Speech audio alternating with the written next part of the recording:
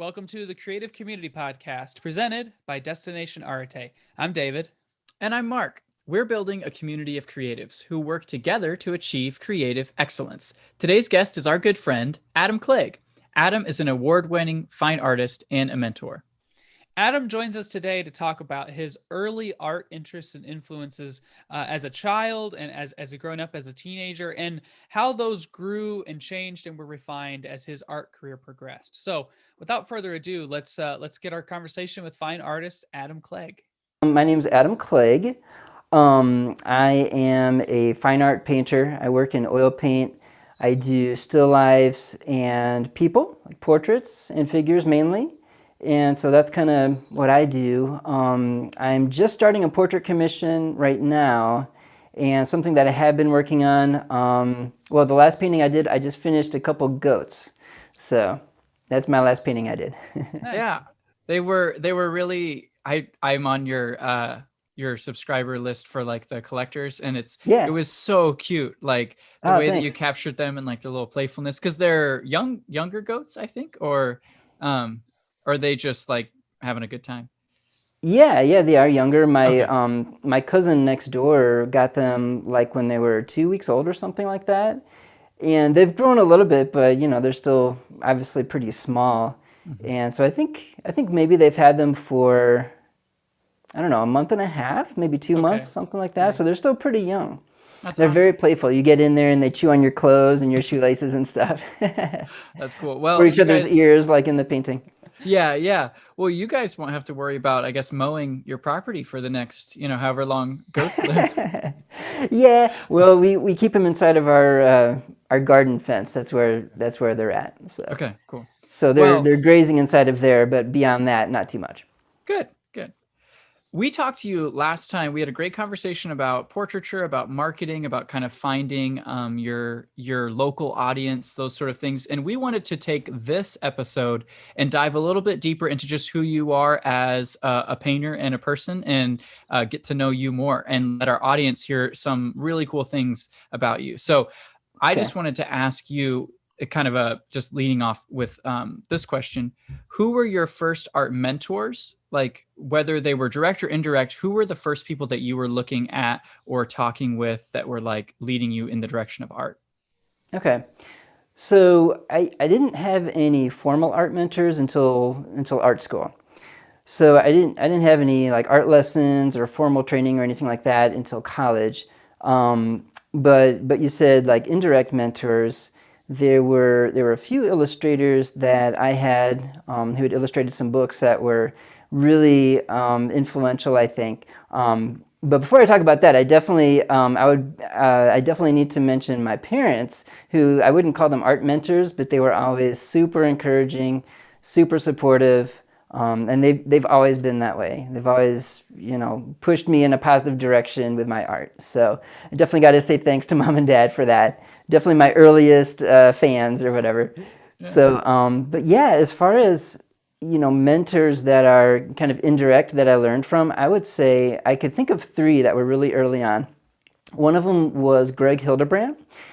And if people aren't familiar with him, he's probably best known for like movie posters. I think he did some Star Wars stuff, but I know he did some Lord of the Rings stuff, and he did some Marvel Comics stuff. But when I was a kid, I didn't know anything about that, or maybe he hadn't done it yet. I don't know. But what I had were several books that were children's versions of classics. So I had like Wizard of Oz. I had Peter Pan. I actually have them right here. Oh, nice. I've got. So these are the ones that I had when I was a kid. So I got Wizard of Oz and Pinocchio, Peter Pan. I had A Christmas Carol and Peter Cottontail. So these were like some of my favorite books, and we can talk about this a little bit later, but Greg Hildebrand really, I think, bridged the gap between like illustration and more cartoony stuff that I was also interested in. He bridged the gap between that and like more fine art, because if you know his work, it's more realistic.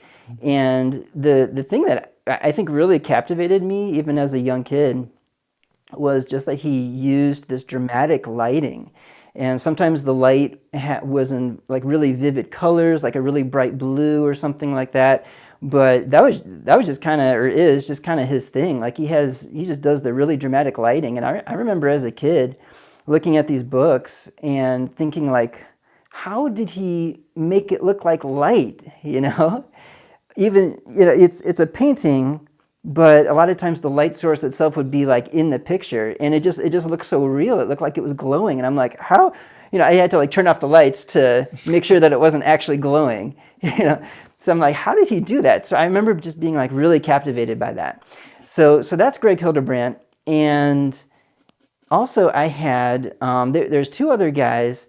One of them is Bill Peet, and I'm kind of embarrassed. I didn't realize until today. I looked him up because I was, thinking about people that I would talk about with you guys. And Bill Peet is actually, or was actually, a Disney animator, and I had no idea as a kid. So I just learned that today. But Bill Peet did a series of books that I remember. I just really gravitated to the art. Nothing at all like Greg Hildebrandt. It's much more cartoony, like you'd expect from a Disney animator. But then the other Disney animator that I benefited from was Glenn Keane. And again, as a kid, I had no idea. I had no idea who Glenn Keane was, but I had a couple books that were that are his Adam Raccoon books. I think he probably made these back in the 80s or the early 90s. I'm not sure when he made these, but he did a series of them. I think there's about 8. And I think I had 2 when I was a kid. And again, I remember I was just really drawn to the artwork. And I couldn't put my finger on why. I just knew that I could just sense that like this was really quality artwork. Even though it's like cartoons, I was like, I could tell that this is really quality drawing.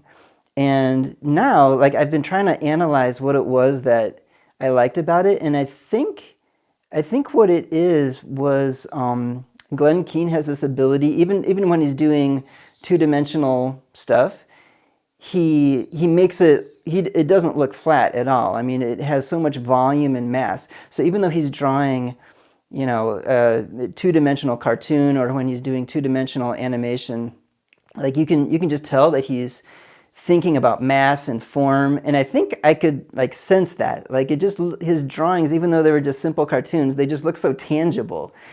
And I couldn't have articulated that back then, but I just really liked it. And it wasn't until many many years later that I realized that, like, whoa, Glenn Keane is like, he actually animated the Beast, and he designed that character, and like Ariel and Tarzan and a bunch of other ones too. So, but I didn't know that until much much later. In fact, probably not until the past few years or so.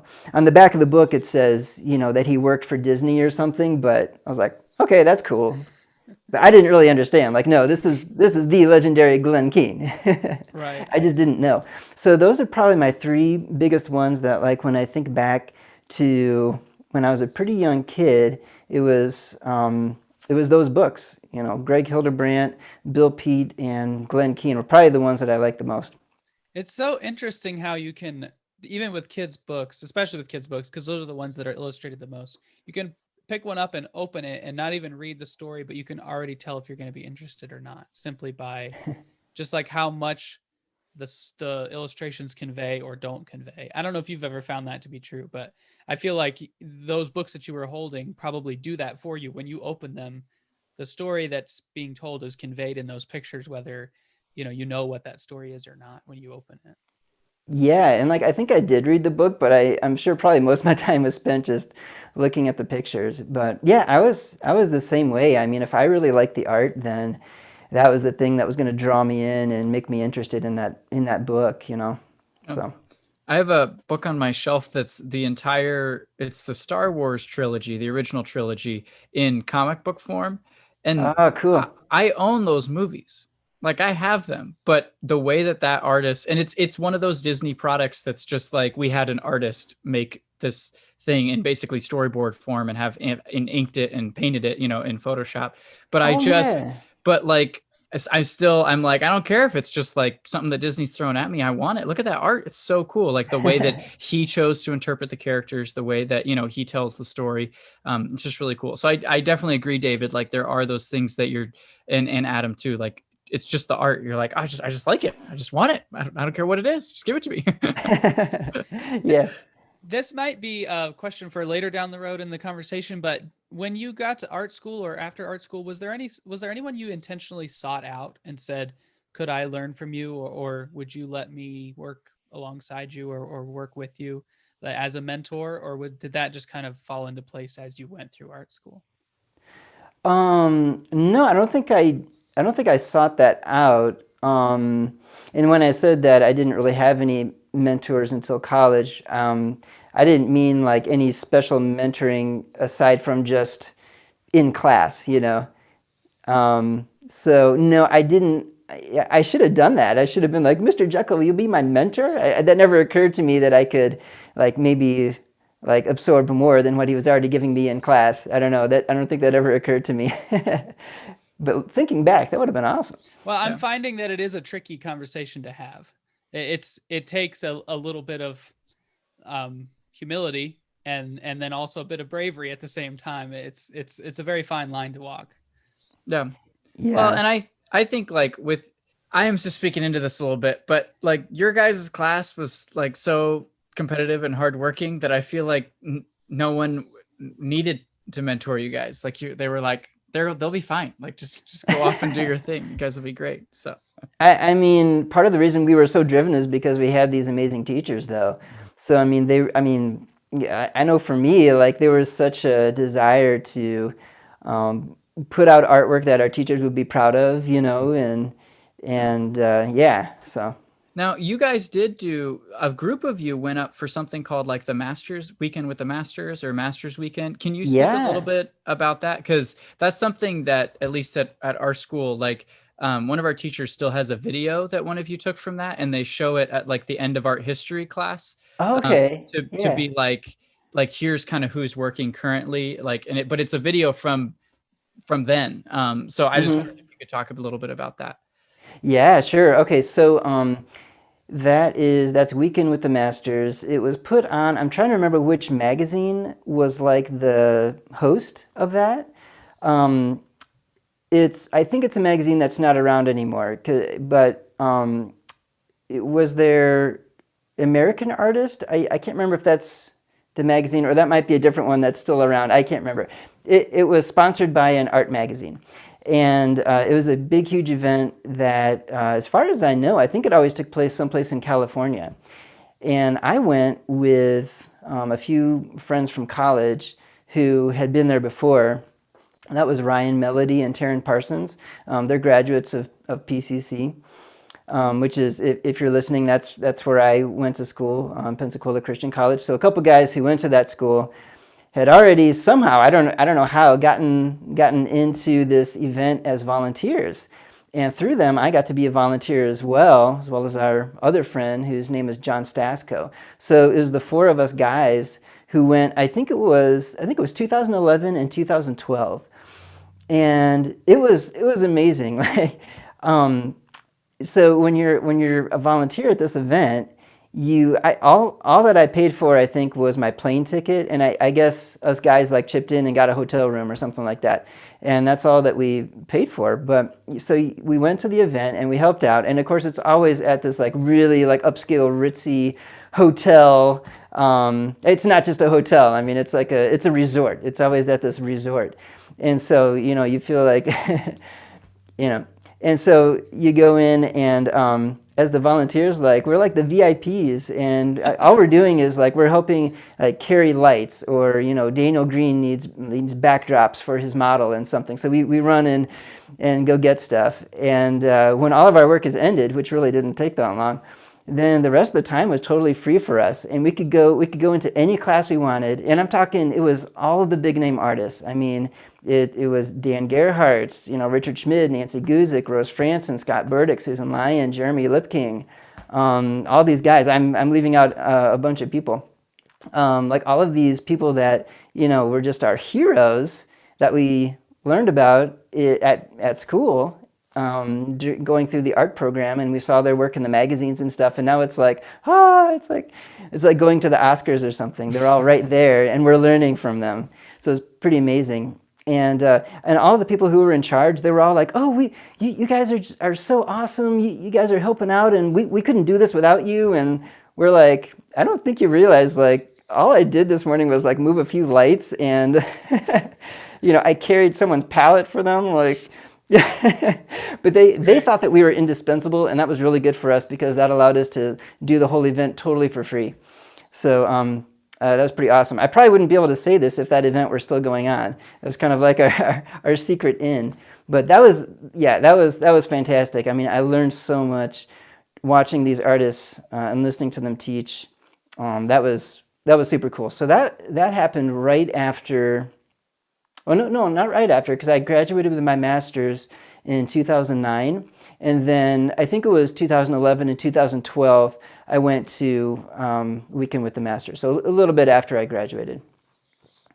But that's a really good tip for young people now, because there are a lot of conferences besides that one still, whether it's art Hmm. or writing or filmmaking, whatever it is. And being a volunteer, I think, is a great way to get to those places on a budget, and Mhm. then still be able to, you know, get all your work done. And I actually was looking at a conference this morning, and they said we want you to help us, but then also, as schedule permits, attend different sessions and that sort of thing. So I would just suggest Yeah. that for any young artists listening, if there's somebody that you want to learn from, or want to rub elbows with, find out if they're going to be in an online conference or an in-person conference in the next 2 years, and then see if that conference needs volunteers, and get yourself there. Mhm. Yeah, I would say that's a very good idea. I mean, that was huge for me. Yeah. Well, Yeah. thanks so much for giving us an insight into that. That was just Yeah. a story that I've always wanted to hear you tell. And Oh, just because cool. there's literally this is nerdy, but like there's literally like a picture of like the four of you that like our teacher puts on the screen, and he's like, these guys went to Weekend at the Masters, and we're all like, whoa, yeah. So it's just fun, but it's really funny because it's like all you guys back when you were in college. So Yeah. it definitely a fun throwback. But speaking of throwbacks, we wanted to ask you, what are your three favorite cartoons, comics, or artists that made you first interested in drawing? Okay, three favorite comics, cartoons, or artists that first made me interested in drawing. Yeah, Okay. you kind of maybe already answered the artist part of that, with Hildebrandt and Pete and Keen, but you can throw in others if you are so inclined. Sure. Yeah. So I didn't really, those three guys that I mentioned were really, I was really enamored by their artwork, but I don't ever remember actually trying to copy those drawings or draw in that style, at least not early on. Okay. So my first drawings were ones either from my imagination or from my memory. And I drew pictures from like movies that I had seen or TV shows. So I have like a lot of like really simple kind of crude Sesame Street drawings. I Aw. have some like Peter Pan drawings from the Disney cartoon, but I wasn't doing observational drawing. I was just like kind of remembering and just doing it from memory. But there was one drawing that I still think about it. It's really weird because I think I was going through old drawings in my parents' attic, and I came across this one, and I was like, "This looks familiar." And I was like, "What is this?" And you have to understand, like I don't know how old I was, but I was very young. This is a very, very crude drawing that I did with like Crayola markers, and I could tell what it was, and it was a scene from E.T. that I had seen, and apparently it had just been like it made this indelible mark in my mind or something, and I drew a picture of it. But it's the scene where E.T. is like, I think he's hiding in the closet and he's like wearing women's clothing or something, if I remember right. He has a And shawl on or something like that, kind of yeah, deal, or or I want to something. say like a hat. My memory of it's kind of hazy, and even this was a long time ago that I pulled this drawing out, but I could tell what it was. I was like, oh my gosh, like this is that scene from that movie, and I guess I had just seen it, and then I drew it later. So those were the earliest things that I remember drawing, but then later on, when I was probably 9 or 10. That's about when Batman the Animated Series came out. And that was probably my biggest artistic influence between the ages of like 9 or 10 all the way until college, probably. And it still kind of is, to be honest. But that show was just it won several Emmys. I mean, it was a really high quality show. Like they just don't do this kind of animation anymore. But it had a really, really distinct look to it. I mean, it was very stylized. And so everything was very like Art Deco looking. And I think all of the backgrounds, or many of them, were painted on black. So it just gave this really like dark, gritty feeling to it. And like the way that they painted on the black, it had like this texture to it. So it just kind of added to like this grittiness. And then there's a guy named, an artist named Bruce Timm.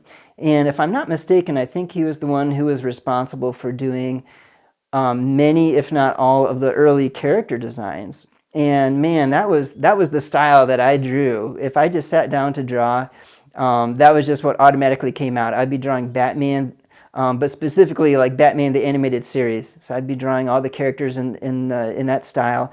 I had the full set of trading cards that were based on the cartoon, and they had the first several ones were the character, like they call them model sheets. You know, like in a Oh, cool. cartoon, like a Yeah. TV show, they'll have like, or they also call them like turnabouts, where they'll have the character and they'll have them drawn just the way that they want them to look, so that the animators can look at that as a reference. Mhm. And this was just like the 3/4 view on each of these trading cards, and I would copy those. And that's Mm. one of my first experiences with observational drawing, where I was just trying to I was trying to get it right on. I wanted it to be perfect. And so yeah, and then I would draw these. Each character would be on an 8.5 by 11 piece of paper, and then I would tape all of these pieces of paper together with Scotch tape. And I mean, they were like a few dozen characters, so I would end up with like this giant poster of all of these characters like taped together. So that was really influential, and I liked it so much that so I also watched these other cartoons. I watched the Spider-Man cartoon, I watched the X-Men cartoon, but I would draw those in the style of Batman the Animated Series just Oh, because I liked interesting. it so much. I collected the Wow. comic books that were based on the cartoon, which were also drawn in that style. So I was really into it. I have quite the action figure collection as well. But so that was definitely a big influence, I would say. But then I was also getting into comic books probably a little bit later. And so sometimes when I would sit down, it would be in more of a cartoony style, like Batman the Animated Series. But then other times it would be more comic booky. You know, it would be like a little more realistic. Um, and with a little bit more like shading and line work and stuff like that. So I would kind of shift from style to style. Sometimes I would do more cartoony, sometimes I'd do more comic book.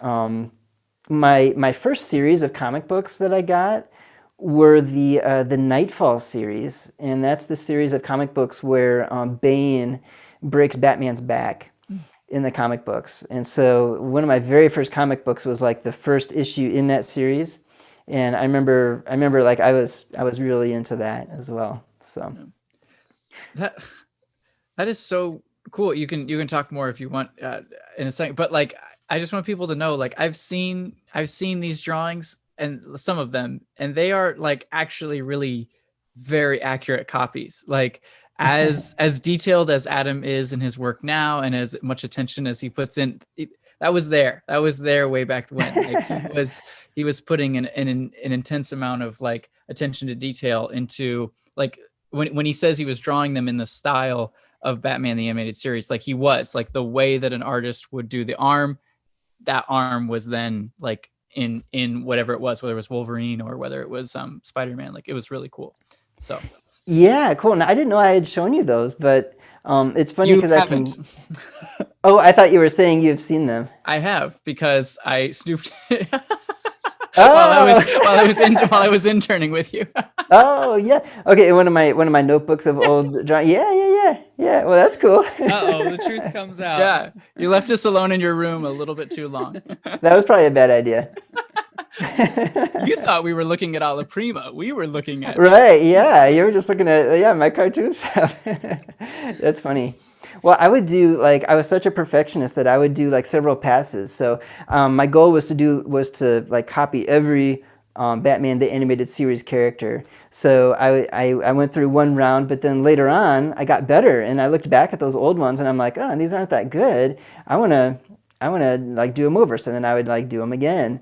But I seriously think that that really helped me to like even when I was doing like realistic observational stuff in art school, I feel like that actually helped me to draw those cartoons because I was still trying to get like proportions. I didn't know anything about measuring or anything, but I'm still trying to get proportions. I'm still trying to like pay attention to the angles of things to get the angles of lines accurate and stuff. So I actually feel like that really helped me, I know. even though it was just cartoons. I was gonna say we talked before this conversation that we're having now, and you felt like there wasn't really a correlation between what you were influenced by as a young person and then what you do now. But I think that practicing to do different characters in the style of a show that they weren't drawn in. I don't know.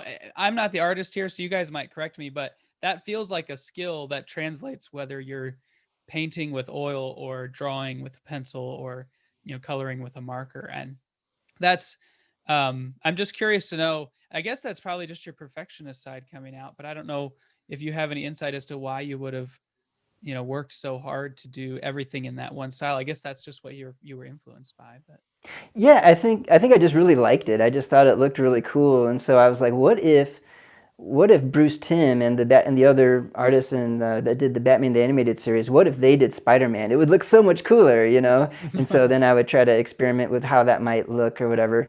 But yeah, it's funny. The more that I'm talking, the more that I'm thinking like, yeah, maybe that did kind of influence me, or at the very least, it was a big part of my journey. So Yeah. I think it's so interesting how like there is, as they say, I've heard that one artist said, he said artists have that thing that like lets them sit just for a long time and work on something and it not feel like as much work as other people might feel it is. yeah. There's a strange thing where a person with a different personality type or wired a different way might walk by and be like, how would you ever, why would you, like, why would you spend that time? But to you, it's just, what else would I rather be doing? This is it, this is my thing. So that's awesome. Well, we wanted to talk to you about, if you have any other comments about, the people that influenced you, feel free to say, but we did want to transition and ask you, we've talked a lot about, kind of art school, and we've talked a little bit about kind of your early days of drawing, and we wanted to talk to you about the transition. So what steps did you take to transition from that early interest in comics and drawing and Batman to a career as like now a representational fine artist where, like you said earlier, you're producing more realistic stuff? Yeah. So I kind of mentioned this before, but like thinking back to my like really early work as a kid, I would have like these different styles, and like sometimes I would do like the cartoons, sometimes I would do. Darkwing Duck was another one I was really into. I made a huge poster of all the Darkwing Duck characters too. But sometimes it would be more comic book stuff. I also had like this black and white, just pen and ink style, and so I had like these different styles, and somewhere along the way, like a realistic style got kind of thrown into the mix as well. So my very first realistic thing that I did was my grandfather asked me to do a portrait of my grandmother. And I was only like 9 years old, I think. And so this was just a pencil drawing that I did from a photo, and he paid me like $20 or something like that. But that was like, it was like, wow. I mean, it wasn't very good or anything, but you could tell it was my grandmother. You could tell which photo I copied it from. But then after that, I really didn't do very much at all until I was about I was about 12 years old. So it's like 3 years later. And somewhere around that time, I got like the big full set of Prismacolor colored pencils.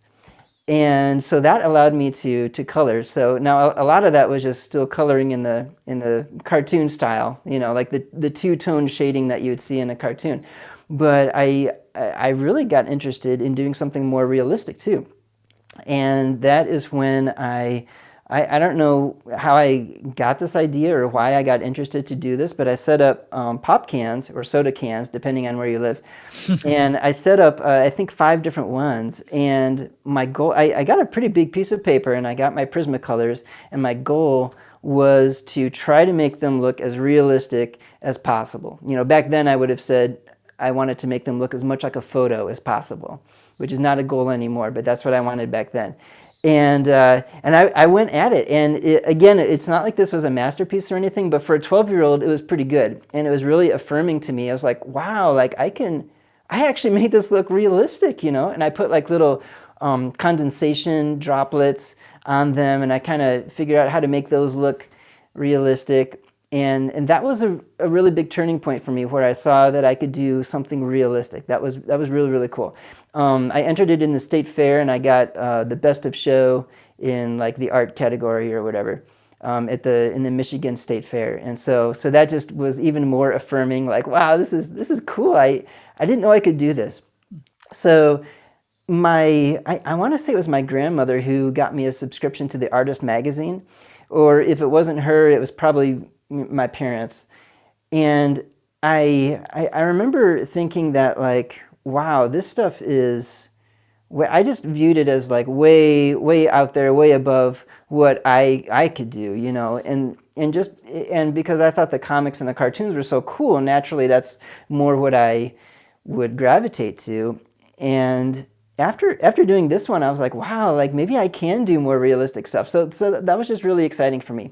About a year later was my first introduction to oil paints.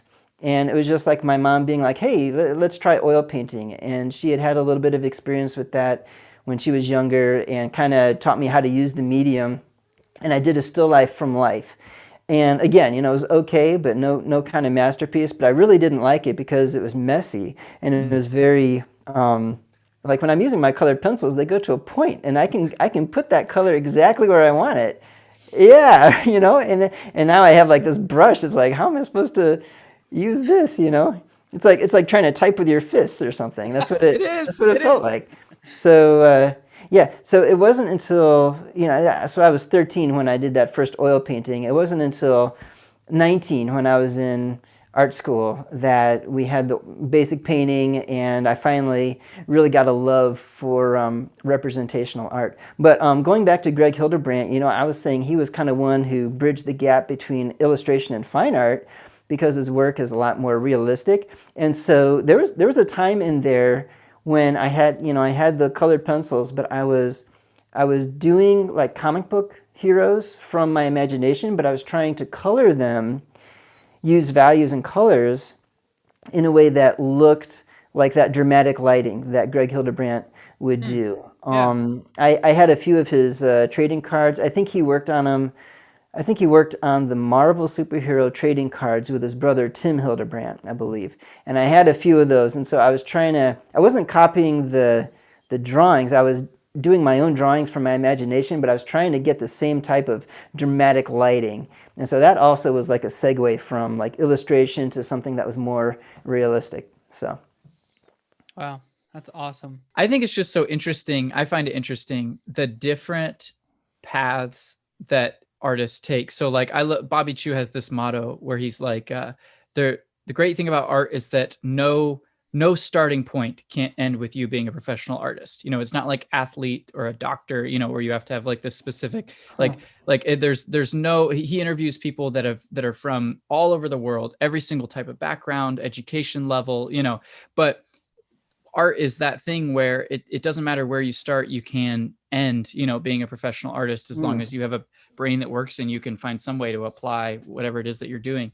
Um, so I just find it interesting to see like you who drew from a very early age, but then as far as like realistic art, you didn't have training, quote unquote, in that until college, and yet you're still able to perform at this insanely high level, you know, in as mm. an adult artist, which is just really cool to me. So sorry, I don't really have a follow-up question. That was just what was on my mind. David, what about you? Do you have anything?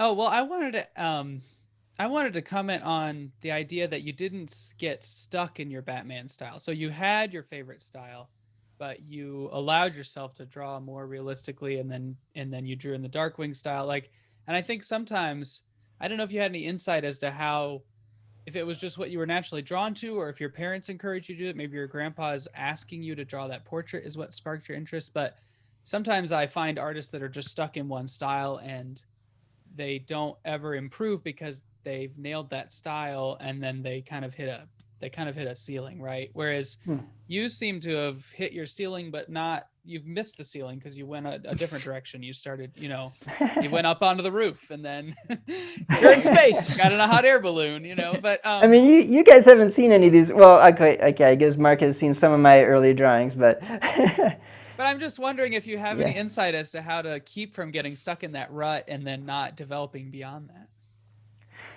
I don't know. I guess I was just always interested in a lot of different styles, and so that's why I kind of was interested in trying a lot of different things. I'm not really sure. Definitely the realistic style that I tried with like the pop cans and stuff. I think the thing that enticed me the most was just like the challenge. It's like I had the whatever 120 pencil set of colored pencils, and I was like, what can I do with these things? Like, how can I actually make something look realistic? I mean, finally, no longer do I have like the 8 marker Crayola Crayola set. Like, I have every color that's ever been invented, right? So I think it was just the challenge. Like, I just wanted to see, can I do something that looks more realistic? But I don't know. I think a lot of young people now are into anime. I was never really into anime, although the Batman the Animated Series style is a little bit similar. But I think Batman the Animated Series was like my anime. A lot of people, like a lot of kids, like that's all they do, and they're comfortable with it because they've drawn it a lot. And that might be kind of their comfort zone, but maybe they're sort of afraid to break out and try their own stuff. So Makes when it comes sense. to cartoons, like as long as you like basically have it right, you don't have to worry about getting the anatomy perfect and stuff like that. So Yeah. so I It's a think good that's another reason playground. why I what's that? It's a good playground to learn in. Yeah. Yeah. Yeah, and so like with Bruce Timm's illustrations, like they sort of got the proportions were a little bit more realistic than say like Darkwing Duck or something like that. So it kind of got me started, and yet it was stylized enough that it was approachable, and it didn't make me feel like, oh, I can't do this. So it Right. was a good Yeah. like stepping stone for me. Yeah. So I have a yeah. I have a question that could just be fun to think about for a second. If you if someone came to you, with their kid, and they were like, this kid's pretty good at drawing, you see like, oh, he's doing kind of this kind of stuff that I did as a kid, or maybe he's at that level. How early would you start a kid on like learning like realistic fundamentals, like perspective, shape, design, Hmm. drawing? Because like in some places they start them out like super young, and sometimes like in America, we don't really do that. We just say like, oh, just draw cartoons until you're I mean, the American art education system is still not great as far as learning realistic drawing. You have to go to certain places to get that, like an atelier or certain colleges. But how early would you start out a kid on like realistic drawing? Man, I don't know. I gave this one kid art lessons, and I think he was maybe 9 or something, and I was trying to teach him about like shading and lighting and stuff, and he picked it up a little bit, but I think I was probably like pushing him to a little too much because at that time like I was like out of college, and I like expected him to become some kind of maestro or something. That boy But grew up I to be don't. Jared Brady. Right, yeah, and then there's Jared Brady, yeah. I'm just kidding. Yeah. And Kyle Ma, Yeah, that yeah, boy grew up to, yeah, exactly. right, Oh, yeah. that's So I, funny. I think it depends on the kid, right? Some kids are going to be able to pick that up quicker than others. I gave this other girl art lessons too, and I think I was trying to teach her how to do like sighting and measuring, and she was getting it reasonably and stuff, and she was doing a pretty good job. She was older than this other boy, but still, I think she was probably really bored by that. And so I don't know. I guess as a teacher, maybe a mixture of things. Like first of all, try to gauge and kind of see where their skill level is with observational stuff to be able to introduce that. But then maybe also I don't know, try to think about how to make it more fun or Yeah. something. I don't know. Yeah. But There's this program, and I want to say it's called like the Da Vinci program or something like that. But I've seen kids trained. It's like a classical program to help pretty young kids do observational drawing, and the results that I've seen have been pretty amazing. And I think if you go on the ARC's website, the Art Renewal Center, I think they probably have links to this group. They might be somehow affiliated, I'm not sure, but I think it's called the Da Vinci Group. And I was pretty impressed when I saw the drawings that these young kids were doing. So. Yeah, that's super cool. Because I was just curious because I was thinking about the different fundamentals and I was like, wow, we start learning like written language like super young. And then we're trained, like we learn our ABCs, we start writing sentences, we learn what nouns and verbs are. And yeah, it's fun, but also like you're sat in a chair and you're like, you have to do this, like, Yeah. and no one really does that with the visual language. Like no one really teaches kids like, hey, sit down and you're going to learn perspective because guess what? You're going to need this. And I fantasize about this world where like the graphic design of everything in the world and the architecture is just like amazing because everyone has had primary school, like 1st through 12th grade training in art. And so like the art in the world is amazing and graphic design, like no one has a terrible logo. And I don't know, like or at least everyone's PowerPoints would look nice, like no green on red. So. Yeah. Keep dreaming.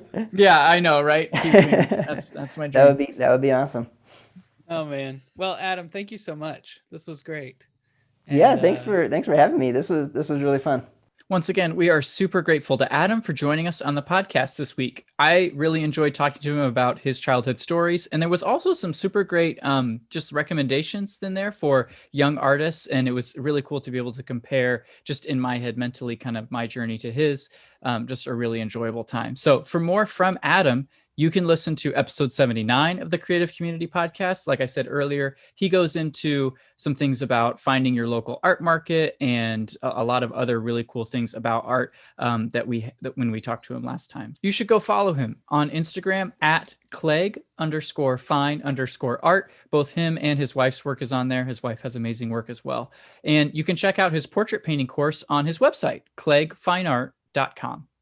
Subscribe to us on Spotify, Apple Podcasts, YouTube, SoundCloud for more episodes like this one. And leave us a comment or a review or give us a thumbs up wherever you are on the internet. Whatever the interaction button is, just click that one. Tells the algorithm that you liked us and helps them know that more people like you could see this episode. And feel free to share this interview with someone that you know that might benefit from what Adam had to say. Maybe they have a younger brother or sister who is just starting out in art, or a child that they would like to see become an artist, or maybe someone like you who just needs to be assured of the fact that all these influences that you've had over the years, they're pointing you in a direction. And as long as you keep pursuing that, you'll get there eventually. Yeah, you can connect with us on social media. You can connect with us on Facebook and Instagram. Destination Arete, ARETE, for more interviews like this one, as well as we have information about community activities and upcoming Arete projects. So we will be back in 2 weeks with another interview. See you then.